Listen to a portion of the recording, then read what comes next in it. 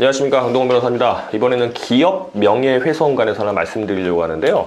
일단 명예훼손도 이제 두 가지로 접근할 수 있어요. 민사적, 형사적으로 접근할 수 있습니다. 왜냐하면 명예훼손이라는 게 말 그대로 사람의 어떤 이제 사회적 평가라든가 인식 같은 것 정도를 갖다가 저하시키는 게 명예훼손인데, 명예훼손은 그 자체로, 그 행위 자체로 불법행위가 돼요. 그래서 민사적으로 뭐 손해가 발생했다 그러면 불법행위에 대한 손해배상 청구도 할 수 있고요.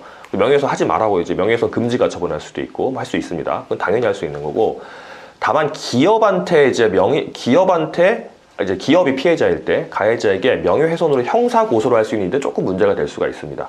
그러니까 명예훼손이라는 게 이제 계속 제가 항상 죄형 법정주의 말씀드리는데, 형사범죄할 때는 죄형 법정주의가 적용되기 때문에 과연 법에 뭐라고 써 있는지가 이제 중요합니다. 법에 뭐라고 써 있냐면, 공연히 사실을 적시하여 명예를 훼손하는 경우는 형사처벌한다, 이렇게 돼 있어요. 이제 공연히 사실을 적시, 공연히 널리 알릴 수 있게, 이게 대법원은 어떻게 해석하냐면, 어떤 사람들이 널리 알 수 있는 가능성만 있으면 공연하다고 봅니다.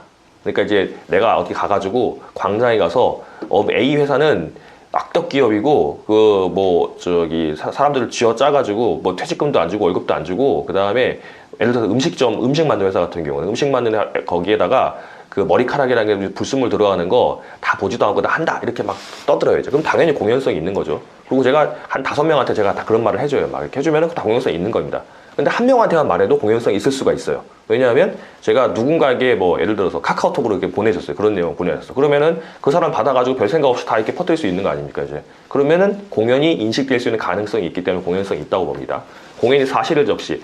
그러니까 내 머릿속에 생각하는 그 회사는 악덕 기업이에요. 아니면 어떤 사람은 바보예요. 어떤 사람은 뭐 그런 말은 제 추상적 가치 판단이잖아요. 가치 판단은 그거 아니라 사실. 그러니까 이게 실제인지 아닌지는 상관없고, 허위 사실이면 더 중하게 처벌됩니다. 이제 어떤 사실 불순물이 들어갔어요. 아니면 악덕 기업이죠. 구체적으로 어떻게 해서 악덕 기업이에요. 이렇게 하면은 이제 사실을 적시하게 되는 겁니다. 적시. 이렇게 딱 지정을 하는 거죠. 그래서 명예를 훼손하게 되면은 이제 명예훼손이 되는데, 그게 사람에 대해서 하면 당연히 돼요. 뭐 A라는 사람이 뭐라고 할까요? 이혼을 5번 했다. 그거 사실 이혼 요즘 이제 흠도 아니긴 하지만, 근데 또 이제 널리 자랑하고 다니진 않죠, 보통. 왜냐면은 그 개개인에는 아픔이 있을 수도 있고 하는데, 본인 스스로 말 안 하려고 하는데 다른 사람이 막 말하고 다니면 또 이제 별로잖아요. 근데 그거를 5번 했다 막 떠들고 다녀요, 이제. 그러면 그 사람 명예를 이제 저하시키는 사실 적시가 될 수 있기 때문에 그 개인이 피해자한테 명예훼손은 당연히 되겠죠. 그런데 그 피해자가 기업일 경우에 조금 문제가 될 수 있습니다. 기업인 경우는 이제 법인인 전제로 하고요. 이제 개인 기업은 당연히 개인이 이제 명예훼손이 되는 거니까. 법인 기업 같은 경우는 법인은 사람이 아니잖아요. 말 그대로 법이 인정하는 사람이기 때문에 실제 사람은 아닙니다. 실제 사람을 자연인이라고 하는데, 자연인이 아니에요. 그럼 자연인이 아닌 가상의 사람인 법인이 어떻게 명예훼손인의 객체, 명예훼손의 이제 보호법익을 향유할 수 있는 주체가 되냐면 이렇게 말을 하는데, 쉽게 말하면 명예훼손의 피해자가 될 수 있냐를 보면 대법원은 된다고 봅니다. 왜냐하면 대법원에 보면은 이 기업이라고 하는 법인이라고 하는 거는 개인보다 더 사회적인 어떤 영향력이 더 클 수도 있고, 그 다음에 연관이 있는 사람들도 많을 수도 있고, 그 다음에 사업을 국내뿐만 아니라 글로벌적으로 할 수도 있는 건데, 그런 법인이라고 한다면 일반 자연인보다 오히려 더 보호받을 수 있는 사회적인 어떤 명예가 더 클 수 있다는 거예요, 이제. 그래서 그게 피해가 될 수 있다. 피해자가 될 수 있고 보호법익이 될 수 있기 때문에 기업의 명예를 훼손하는, 그러니까 공연히 사실을 적시해서 기업의 명예를 훼손해도 기업에 대해서 명예훼손죄가 된다고 봅니다. 그래서 처벌된다고 봐요. 그래서 최근에 고등법원 같은 경우는 기업에 대해서 명예훼손을 해가지고요, 한 1억 원 정도 손해배상을 인정한 적도 있고, 또 형사고소로 해가지고 처벌받은 적도 있습니다.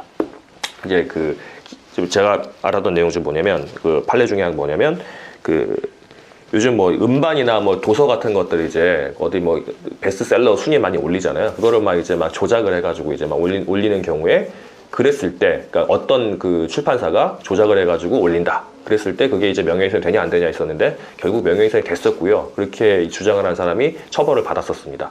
그리고 실제 1억 원 정도 손해배상 받기도 했고요. 그러니까 기업이 명예훼손을 되고 있다고 생각하신다고 한다면 일단 중지부터 시켜야 됩니다. 내용 중에 보내가지고 하지 말라고 경고하고, 계속 한다 그러면은 중지 가처분 신청해서 가처분하고, 그러고 있는 손해가 발생했으면 손해배상 청구하고, 형사 고소까지도 감안을 하셔야 됩니다. 그냥 명예훼손하게 되면 이제 그게 업무 방해도 될 수도 있어요. 왜냐하면 명예훼손이라는 게 허위 사실을 적시해서 명예훼손을 한다 그러면은 그게 허위 사실 유포로 업무 방해가 될 수 있거든요. 둘 다 같이 할 수가 있으니까, 그런 내용이 있다고 한다면 기업 법무를 많이 하는 변호사에게 도움을 받으셔가지고 있어가지고 사실관계부터 정리하고 그것부터 중지시키는 내용 증명부터 보내면 될 것으로 보입니다.